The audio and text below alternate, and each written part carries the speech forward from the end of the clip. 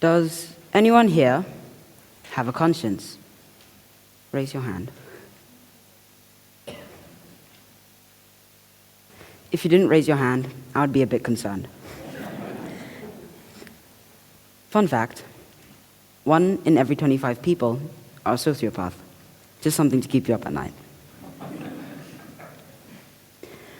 What is morality? Morality is the ability to differentiate right from wrong, good from evil, sweets from video games.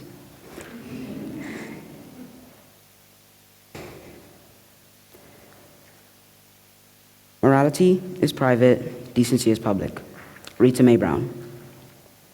Or to put it in retrospect, morality and integrity go hand in hand. Now, biblically speaking, Adam and Eve first arrived in the Garden of Eden.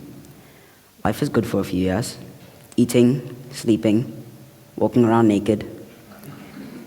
And all of a sudden, they decide, that apple's looking really good right now. And bam, thousands of years later, we're still lying, stealing, not being truthful, and picking options that are wrong. Now, I don't believe that humans are necessarily ejected onto this big green rock flying through the endless void known as space, evil. But I do believe that we have bad qualities. Like in The Purge, for example. The second the clock turns to 7 p.m., you can hear people outside playing dodgeball with grenades.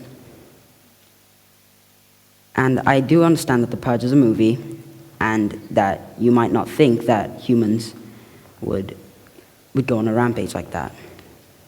But if humans already commit crimes, who's to say that a whole night dedicated to villainous actions wouldn't be used to their advantage?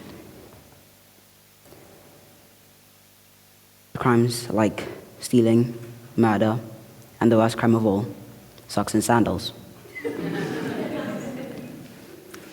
In 1973, Stanford ran an experiment where they got 21 random young males and set up a prison-like arena. 11 of the men were made guards, and 10 were made prisoners.